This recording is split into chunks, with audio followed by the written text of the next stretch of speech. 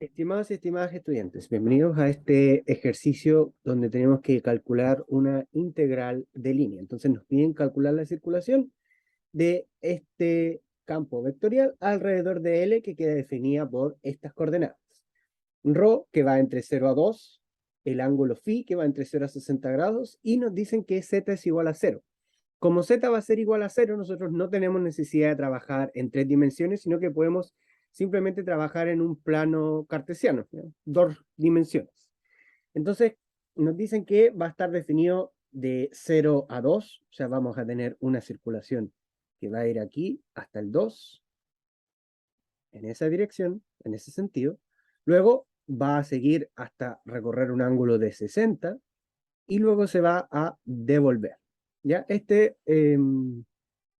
La figura es parte del enunciado, no estaba dibujada antes, pero quería mostrarla para que pudiéramos ir viendo también cómo se va moviendo. Entonces, este ángulo que está acá va a ser de 60 y por lo tanto lo que nosotros tenemos que calcular es esta. Entonces nos están pidiendo cuál va a ser la integral sobre la superficie cerrada L de A, que es el vector que está ahí, por el diferencial de I.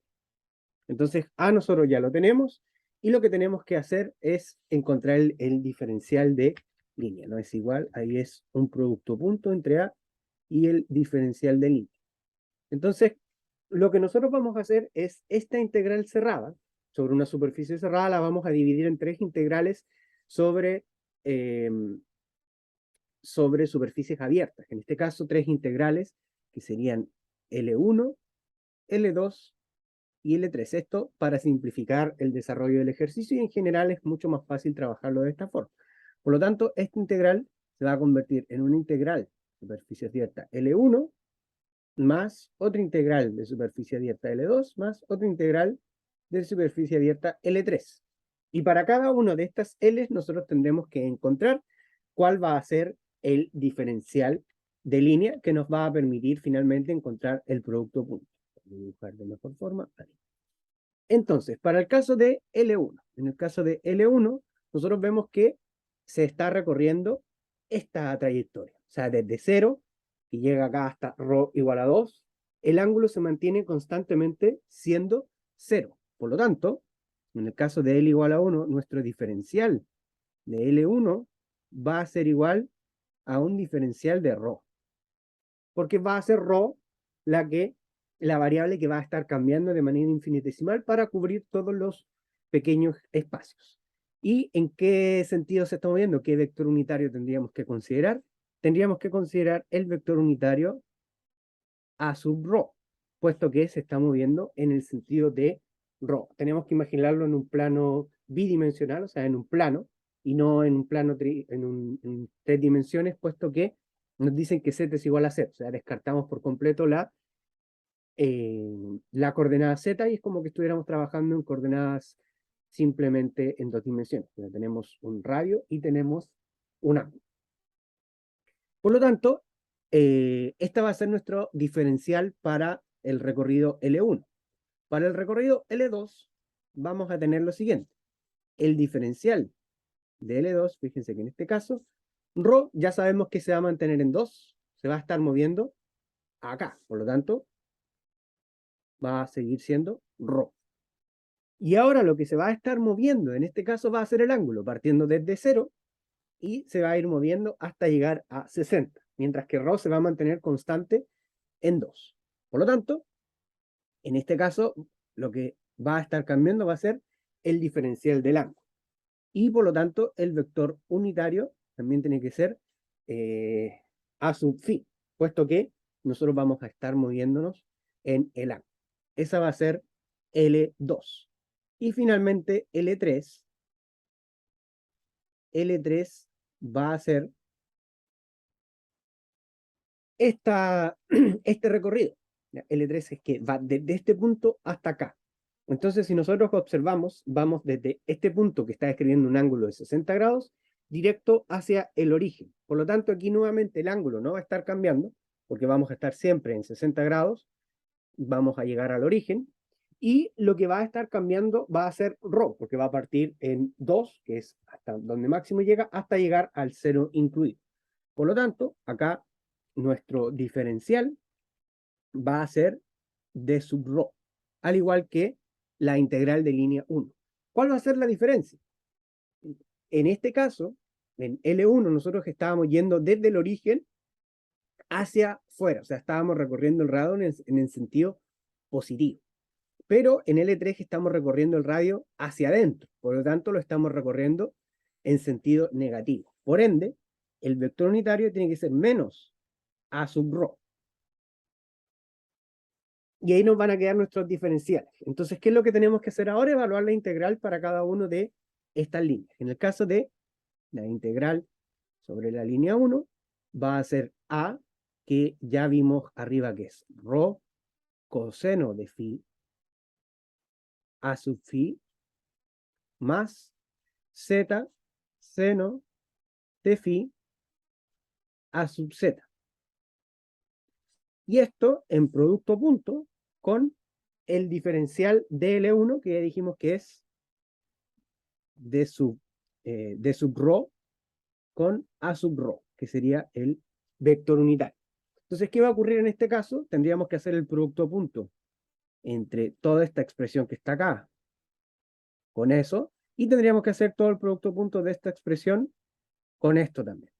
Pero observar de que como es un producto punto, si nosotros tenemos dos vectores que son perpendiculares, el producto punto, recordemos, y como recordatorio, el producto punto entre dos vectores, entre un vector A, producto punto, con un vector B, es módulo de uno, módulo del otro, por coseno del ángulo que describen entre ambos. Si el ángulo que describen entre ambos es 90, el coseno de 90 es 0 y por lo tanto el producto punto también se nos va a hacer 0. Y recordemos que en todas las coordenadas que nosotros trabajamos, siempre las coordenadas entre sí son perpendiculares, o sea, describen 90 grados. En este caso, si yo quiero hacer el producto punto entre una coordenada que es A sub rho y otra coordenada u otro vector que está en el mismo sentido, en la misma dirección, obviamente el coseno que van a describir entre dos ángulos que van en el mismo sentido y dirección va a ser 0, y por ende el producto punto me va a quedar simplemente la multiplicación. Pero en este caso, como esta va en el sentido de z y esta va en el sentido de rho, ambas son perpendiculares y por eso esa componente se anula. Y por lo tanto, esta integral, nos queda la integral en la línea 1 de rho coseno de phi en d sub rho. Esa va a ser nuestra integral. Esa integral va a estar ahora evaluada en los puntos de rho, que dijimos que va desde 0 hasta 2. Rho coseno de phi de sub rho. Ahora, notemos que en este caso, coseno de phi es un ángulo que no conocemos, pero es un ángulo que es 0. Esto no es, perdón, esto es phi, ahí sí, para ser igual a ese. En este caso, en esta línea, en L1, phi es igual a 0. Por lo tanto, este coseno, como es coseno de 0, es igual a 1. Y por ende, la integral nos va a quedar simplemente de 0 a 2, rho en d sub rho. Y si nosotros integramos eso, finalmente nos va a quedar que esto es igual a rho al cuadrado, partido en 2, y esto evaluado entre 0 y 2. Obviamente cuando esté evaluado en 0, va a ser 0, cuando esté evaluado en 2, 2 al cuadrado nos queda 4, dividido en 2, finalmente nos queda que es 2. Eso es para L1. Vamos ahora con L2. Para la integral de L2, nuevamente vamos a tener toda esta expresión, que sería, no la voy a copiar, sería rho coseno de phi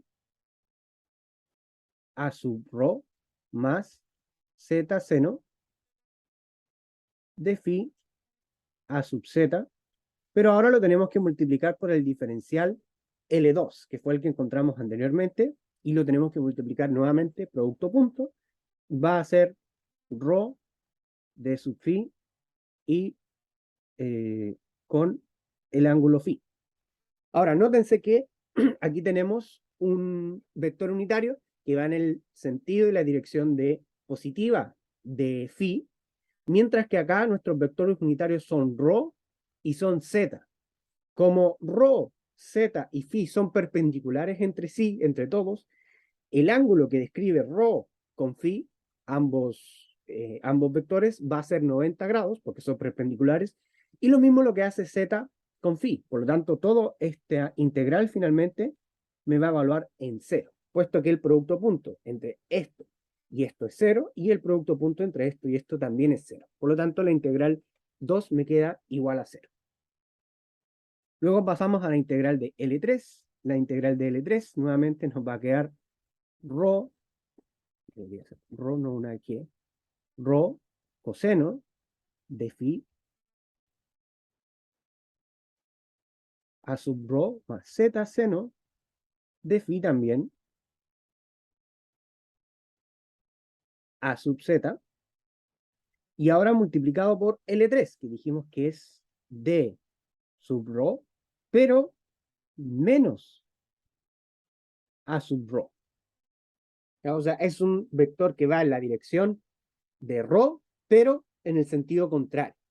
Nuevamente tenemos que ver cuánto va a ser el producto punto. Sabemos que el producto punto entre esta y esta me va a dar 0 nuevamente, pero fijémonos también qué es lo que va a pasar con esto. Primero que todo, observemos que coseno y seno van a ser constantes, puesto que aquí estamos hablando de el ángulo phi. Estamos de ese punto hasta acá. Aquí ya describimos un ángulo de 60 grados, por lo tanto, para este caso particular, antes de realizar cualquier cosa, tener presente que este ángulo phi es igual a 60 grados. Luego que este ángulo phi sea igual a 60 grados, al multiplicar este vector direccional con este, nos va a dar que su ángulo que describen entre ellos va a ser 180. Mientras que el ángulo que va a describir este vector con este, como ambos son perpendiculares en su dirección, va a ser 0. Por ende, para acá esta integral L3, al final nos va a quedar ρ coseno de phi, que sabemos que es 60, coseno de 60 por d sub ρ. Pero esto, como el ángulo que describen entre ambos es 180, el coseno de 180 es menos 1 y por lo tanto esto nos va a quedar en negativo. ¿Ok? De ahí nosotros evaluamos la integral. Sabemos que el coseno de 60 es 1/2, coseno de 60 grados es igual a 1/2, y por lo tanto ese 1/2 lo podemos sacar fuera de la expresión y nos queda menos 1/2. La integral de L3 en G en dg. Esta integral está acá. L3 es muy parecida a la que resolvimos acá. Simplemente ahora tenemos que ver cuáles son nuestros intervalos de integración. Y nuevamente nuestros intervalos de integración son de 0 a 2, puesto que ρ está definido desde 0 a 2. Por lo tanto, esto nos queda menos 1/2, integral desde 0 a 2, de ρ en dρ. Eso ya lo habíamos calculado anteriormente y nos da 2, por lo tanto tenemos menos 1/2 por 2, y eso finalmente es menos 1.